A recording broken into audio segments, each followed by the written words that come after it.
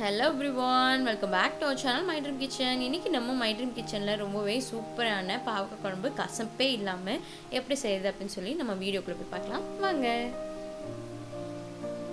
இப்போ பாவக்காய் வணக்கிறதுக்காக நான் 2 டேபிள்ஸ்பூன் அளவு எண்ணெய் சேர்த்து வடச்சட்டி ஹீட் பண்ணியிருக்கேன். பாவக்காயை இந்த மாதிரி பாதியா கட் பண்ணி நல்லா ஓரளவுக்கு தின் ஸ்லைசஸாக கட் பண்ணி எடுத்திருக்கேன். இதை நல்லா எண்ணெயில் வணக்கி விட்டு எடுத்துக்கலாம். பாவக்காயை எவ்வளோ தூரம் நம்ம எண்ணெயில் வணக்கிறோமோ அந்த அளவுக்கு நமக்கு பாவக்காயோட கசப்பு குறையும். அதனால நல்லா வணக்கி எடுத்துக்கோங்க. வேணா நீங்கள் இது கூட கொஞ்சம் உப்பு சேர்க்குறனாலும் சேர்த்துக்கலாம். நான் இதுக்கு தனியாக உப்பு சேர்க்கலை. இப்போ பாவக்காய் வணங்குறதுக்குள்ளே நம்ம இன்னொரு ஸ்டவ்வில் தேங்காய், நான் அரைமுடி தேங்காய்க்கு கொஞ்சம் கம்மியாக எடுத்திருக்கேன். அதை நல்லா கோல்டன் ஃப்ரை பண்ணி எடுத்துக்கலாம். அது கூட நான் 1 டேபிள்ஸ்பூன் அளவு சீரகமும் எடுத்திருக்கேன். 1 டீஸ்பூன் அளவு சீரகம். இதை கோல்டன் ஃப்ரை பண்ணி எடுத்துக்கலாம். அதுக்குள்ளே இங்கே நல்லா பாவக்காய் நல்லா ஃப்ரை ஆகி வந்துருச்சு. 2 ஸ்டவ்லேயும் ஒர்க் பண்ணியிருந்தேன். ஆக்சுவலாக கொஞ்சம் பிஸியாக அந்த டைமில் எடுத்தனால வீடியோ. இப்போது பாவக்காய் நல்லா வணங்கிடுச்சு. அதே மாதிரி அந்த சைடு அடுப்பில் நான் தேங்காய் வணங்க வச்சுருந்தேன் இல்லையா, அதாவது தேங்காய் ஃப்ரை பண்ணி வச்சுருந்தேன் இல்லையா, அதுவும் நல்லா கோல்டன் கலரில் ஃப்ரை பண்ணி எடுத்தாச்சு. இந்த மாதிரி நல்லா ஃப்ரை பண்ணிட்டீங்க அப்படின்னா பாவக்காய் குழம்புக்கு ரொம்ப டேஸ்ட்டாக இருக்கும். இப்போது பாவக்காய் வணக்கினா சேம் பேனில் நல்லெண்ணெய் நான் ஒரு 30 மில்லிக்கு கொஞ்சம் கம்மியாக, அதாவது ஒரு 3லேருந்து 4 டேபிள்ஸ்பூன் அளவு எண்ணெய் சேர்த்துருக்கேன். அது கூட நம்ம இப்போ கடுகு சேர்த்துக்கலாம் பொரியறதுக்கு. கடுகு நல்லா பொரிஞ்சு வந்ததும் ஒரு 1/4 டீஸ்பூன் அளவு வெந்தயமும் 1/4 டீஸ்பூன் அளவு சீரகமும் பொரிய சேர்த்துக்கலாம். வெந்தயம் நிறைய சேர்த்திங்க அப்படின்னாலும் கசப்பு வரும், ஸோ கம்மியாக சேர்த்துக்கோங்க. வெந்தயம் நல்லா மனம் கிடைக்கும். 2 வரமிளகா சேர்த்துருக்கேன். இதில் நான் நிறைய ஸ்பைசஸ் பொடி சேர்க்குறனால 2 கொத்து கருவேப்பிலை நல்லா பொரிஞ்சு வரட்டும். இந்த ஸ்டேஜில் ஒரு 20லேருந்து 15 சின்ன வெங்காயம், அது கூட ஒரு 6-7 பல் பூண்டு முழுசாக சேர்த்துக்கிறேன். சின்ன சைஸஸாக நான் இதுக்கு செலக்ட் பண்ணி எடுத்துருக்கேன். நீங்கள் பெருசு இருந்ததுன்னா கட் பண்ணி சேர்த்துக்கோங்க. முழுசாக சேர்க்கும்போது பார்க்குறதுக்கு ரொம்ப அழகாக இருக்கும். இப்போ இதை நல்லா வணக்கி விட்டுறலாம். எண்ணெயில் நல்லா வணங்கி டிரான்ஸ்பரண்ட் ஆகி வரட்டும் வெங்காயமும் பூண்டும்.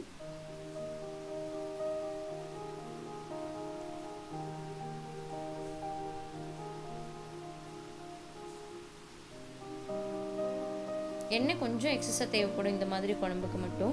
இப்போ நம்ம வெங்காயம் பூண்டுக்கு தேவையான அளவு உப்பு சேர்த்துக்கலாம். உப்பு சேர்த்து நல்லா வணங்க விட்டுடலாம். நல்லா கலர் மாதிரி வரட்டும் வெங்காயம், அது வரைக்கும் நல்லா ரோஸ்ட் பண்ணி விட்டு எடுத்துக்கோங்க.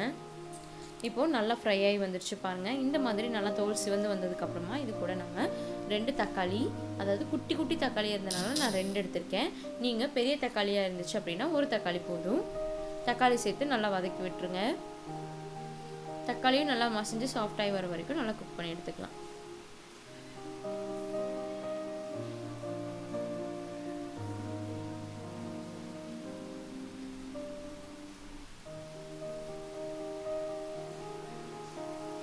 இப்போது தக்காளி நல்லா சாஃப்டாக குக் ஆகி வந்துடுச்சு. இப்போ நம்ம வணக்கி வச்சுருக்க பாவக்காய் இது கூட சேர்த்துக்கலாம்.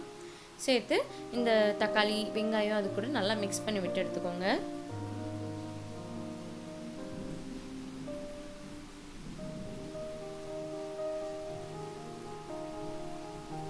இப்போ நல்லா மிக்ஸ் பண்ணி விட்டு எடுத்தாச்சு.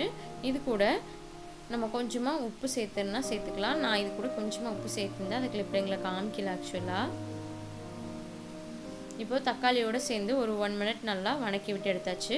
இப்போ நான் ஒரு எலுமிச்சைப்பழம் சைஸ் அளவு புளி ஆல்ரெடி ஊற வச்சு கரைச்சி வச்சு எடுத்திருக்கேன். அதையும் இப்போ நம்ம தண்ணி சேர்த்துக்கலாம். உள்ள புளி தண்ணியும் சேர்த்தாச்சு. இப்போ புளி தண்ணி நல்லா கொதிக்கட்டும். ஒரு 2 கொதி வரும்போது இது கூட நம்ம மசாலா ஸ்பைசஸ் எல்லாம் சேர்த்துக்கலாம். இப்போது 2-3 கொதி நல்லா வர ஆரம்பிச்சிச்சு. இதில் நான் ஒரு 1/4 சிட்டிகை அளவு மஞ்சள் தூள் சேர்த்துக்கிறேன். அதுக்கப்புறமா 1 டேபிள் ஸ்பூன் அளவு, பெரிய டேபிள் ஸ்பூனில் 1 டேபிள் ஸ்பூன் அளவு மல்லித்தூள் எடுத்திருக்கேன்.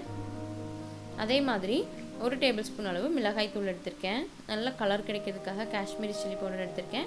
கூடவே 1 டேபிள் ஸ்பூன் அளவு சாம்பார் தூள் சேர்த்துருக்கேன். எப்போவுமே புளிக்குழம்பு வைக்கும்போது புளிக்குழம்புக்குன்னு தனியாக பொடி நம்ம வீட்டில் குழம்பு மிளகாய் தூள் பொடி பண்ணிட்டா ஓகே, இல்லைன்னா சாம்பார் தூள் சேர்த்துக்கிட்டிங்க அப்படின்னா ரொம்ப ரொம்ப டேஸ்ட்டாக இருக்கும் புளிக்குழம்புக்கு எல்லாமே. நல்லா கொதிச்சு வரட்டும். இந்த ஸ்டேஜில் நம்ம பொன்னிறமாக வறுத்து வச்சுருந்த தேங்காய் சீரகம் இருக்குது இல்லையா, அதை நல்லா ஃபைனாக பேஸ்ட் பண்ணி சேர்த்துக்கலாம். தேவையான அளவு தண்ணி கலந்துக்கோங்க. குழம்பு ரொம்ப கெட்டியாக இருந்தால் நல்லா இருக்காது.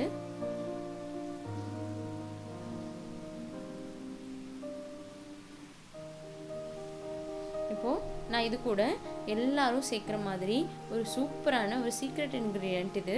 சர்க்கரை, நாட்டு சர்க்கரை 1 டேபிள் ஸ்பூன், இல்லை வெள்ளை சர்க்கரையாக இருந்தாலும் சரி 1 டேபிள் ஸ்பூன் அளவு சேர்த்துட்டிங்க அப்படின்னா அதோட இனிப்பு பெருசாக தெரியாது, கசப்பு ரொம்ப கம்மியாக இருக்கும், குழம்போட டேஸ்ட் இன்னும் ரொம்பவே நல்லாயிருக்கும். நல்லா எண்ணெய் திரிய கொதிச்சு வர வரைக்கும் வெயிட் பண்ணலாம். இப்போ நல்லா எண்ணெய் திரிஞ்சு வருது ஓரளவுக்கு. மறுபடியும் ஒரு 2 மினிட்ஸ் நான் லோ ஃப்ளேமில் கொதிக்க விட்டுருந்தேன். இப்போ நம்ம பாவக்காய் குழம்பு ரொம்ப ரொம்ப ரொம்ப சூப்பராக ரெடி ஆயிடுச்சு. இந்த மாதிரி செஞ்சு பாருங்கள், கசப்பே இருக்காது, அவ்வளோ டேஸ்ட்டாகவும் இருக்கும். இன்னும் வேணும்னு நம்ம நிறைய ஊற்றி சாப்பிட்ற மாதிரி இருக்கும்.